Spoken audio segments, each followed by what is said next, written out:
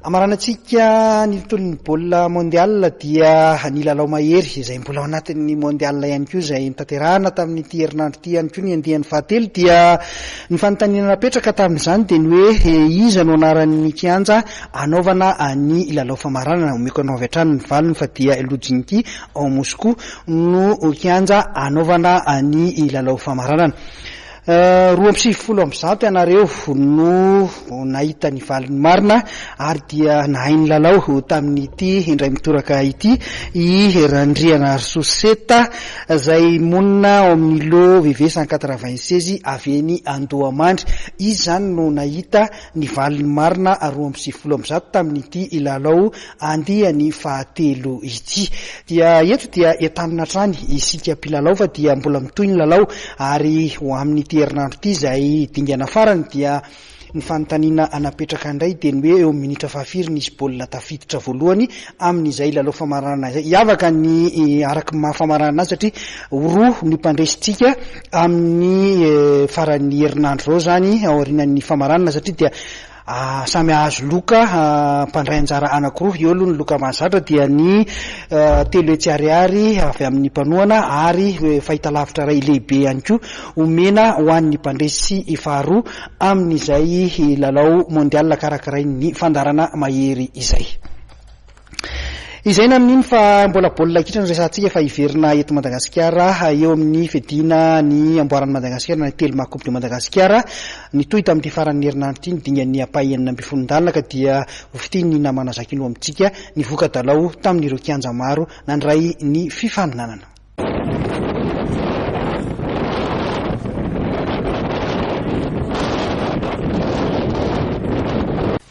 Anisan'ny lalao niady indrindra tamin'ireo lalao enina natao teto Analamanga. Tafiditra tamin'ny dingan'ny apay 40 ny fidinan'ny tompondaka nasionaly taranja baolina kitra na ny THB Ligue des Champions natao tamin'ity faran'ny herinandro ity ny an'ny LG Coupe plus Analamanga sy ny Mama FC Analamanga androany atoandro atetsy amin'ny kianja Mamasina. Efa tany amin'ny fanalava-potoana tokoa mantsy vao nivoaka mpandresy tamin'ny 7-2 ny ekipan'ny LG Coupe plus.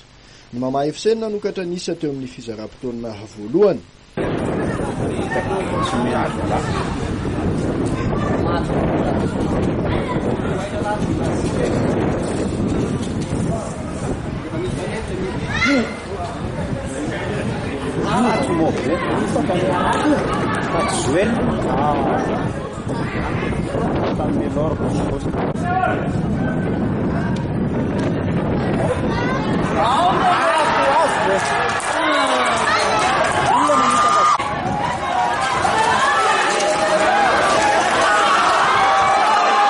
Voniditra nefa ny fizara-potoana faharoa dia nanao fanafiana sesilany ny LG Coupe plus.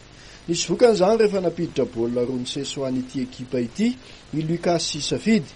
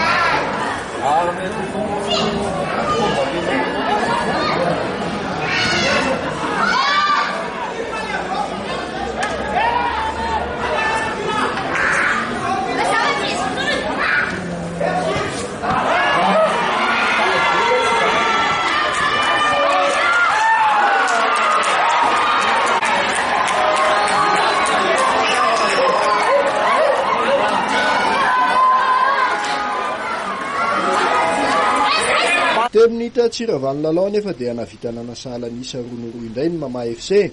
Mbola nampiseho ny maha ekipa vaventy azy nefa ny LG Coupe plus teo amin'ny fanalavam-potoana ka napiditra ny baolina fahatelo ny batan'ny fandresena tamin'ny alalan'ny Zola.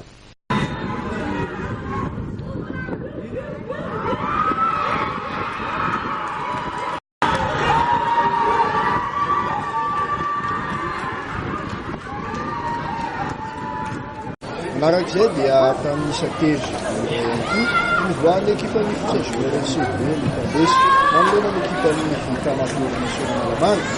Ary teo amin'ny lalao voalohany natao androany alady dia nazava ny fandesen'ny ekipan'ny THB mata amin'ny 7-3 ny ekipan'ny FC Rabaza avy any Atsimo Atsinanana. Ho an'ny lalao tatao ny andro ny sabotsy indray dia efa tany amin'ny fanalava-potoana ihany koa vao nivoaka mpandresy tamin'ny 7-2 nanoloana ny ekipan'ny FC Mahenina Mahatsatra Ambony ny ekipan'ny CFF Analamanga.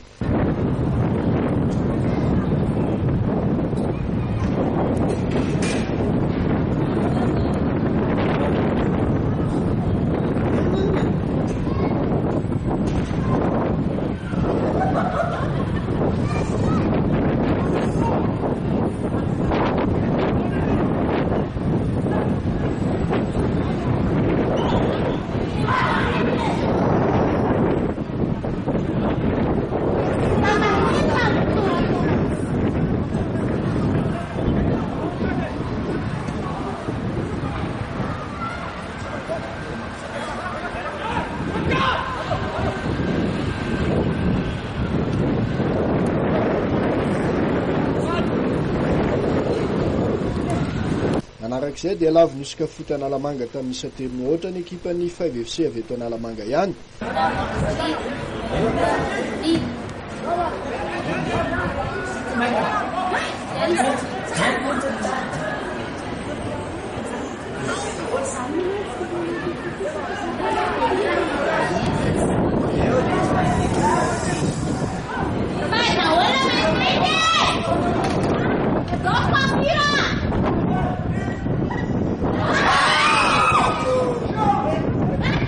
Ary farany dia resin'ny kosy fa Analamanga tamin'ny 7-3 ny ekipan'ny Fosa Junior FC Tana. Tahaka izao kosa ireo vokatra hafa tany Votovorona ny AS Jet Madaitas nanamotsana ny FC Lamma Mahatsatra Ambony tamin'ny 6-2. Ny Knapsa Sporitas nandesin'ny MTM Mamelaka tamin'ny 7-3 tany Ambatondrazaka. Ny Voromaherina loatra nandesin'ny FCA loatra Mangoro tamin'ny 2-1. Ny AS Zam loatra Mangoro nandesin'ny Telma Parafaravola tamin'ny 2-1 tany Ambositra indray. Ny FC AZ Moromani nanilika ny AS Costem Atsimo Andrefana tamin'ny 2-1. Tamin'ny elanelan'ny 2-1 ihany koa ny voan'ny ekipan'ny Kitra FC Atsinanana. Mpandresy nanoloana ny ekipan'ny FC Etoile Analanjorovo. Tao Fianaratsoa ny FCA Ilaka avy Orombe nandesin'ny Fomela Mahatsatra Ambony tamin'ny 7-3. Torak'izany ihany koa dia resiny Ajesay Abongolava tamin'izany elanilany 7-3 izany ny FCB Mahatsatra Ambony. Tany Mahajanga tamin'ny fandakana tiro but 14 nandesen'ny Rasinina Somabitsa ny ekipan'ny Kitamboeny. Ny Ravady Sahala Rainoray Monrotota nandritra ny fepotona ara-dalàna. Ary farany tany Port Berger dia nivoaka mpandresy taorian'ny tiro but 3 ny ekipan'ny Telma Port Berger Sofia nanoloana ny FC Requin Bleu Diana rehefa nitsaraka ady Sahala 2-2 nandritra ny 20 minitra.